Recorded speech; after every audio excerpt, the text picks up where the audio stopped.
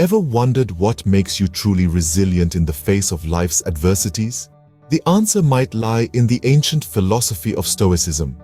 Born from the mind of Zeno of Citium, Stoicism teaches us to find virtue in self-control, to embrace what we can influence, and to understand and accept the natural world's ebbs and flows. Stoicism began with Zeno, but it didn't end there. Zeno set the stage for Stoicism, but it was his successors who truly brought it to life. A man of wealth, power, and wisdom, Seneca lived in two worlds, the world of luxury and the world of philosophy.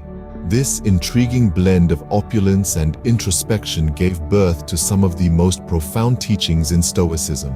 Seneca, that virtue is the only true good, a belief that held steady even amidst his affluent surroundings. He argued that wealth and power, while tantalizing, are ultimately transient and unreliable. They're like the shifting sands, easily blown away by the winds of time and fortune. Yet he didn't scorn wealth or power. Instead, he urged us to perceive them correctly as tools rather than goals. They are means to an end, not the end in itself. The pursuit of inner peace, the tranquility of mind that comes from understanding and accepting the world as it is, not as we wish it to be. Seneca taught us that wealth and power are fleeting, but virtue and inner peace are eternal. From the opulent halls of power, we move to the humble abode of Epictetus, a slave-turned-philosopher. Let's delve into the teachings of this remarkable man who rose from the chains of servitude to become one of the most influential Stoic philosophers.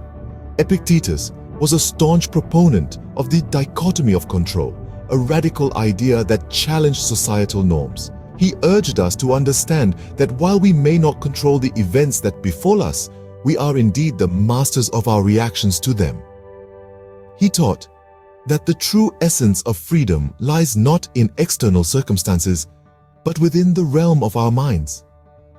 He believed that we could harness this freedom by embracing the inevitability of change and by calmly accepting life's ups and downs. Epictetus, the former slave, showed us that it's not our circumstances, but our responses to them that define us. Epictetus showed us that freedom lies not in our circumstances, but in our minds. Finally, we arrive at the court of Marcus Aurelius, the philosopher king. Picture a world leader not lost in the trappings of power, but instead deeply engrossed in the exploration of the self and the nature of the universe. That's Marcus for you. Marcus Aurelius is revered as one of the most significant Stoic philosophers, not just because of his royal status, but due to his profound insights into the human condition. His most enduring work, Meditations, is a collection of personal reflections, written not for an audience, but as a personal journal. Let's delve into his views on duty.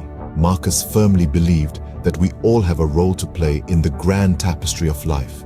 Each of us, he proposed, should fulfill our duties with diligence and without complaint for the betterment of the whole. Next, acceptance. Marcus advocated for the acceptance of life's ups and downs with equanimity. He reminded us that pain and pleasure, gain and loss, are all parts of the human experience, and we should not be overly attached to either. Lastly, the transient nature of life. Marcus viewed life as fleeting and ever-changing. He urged us to value the present moment and not to cling to things that are, by nature, impermanent.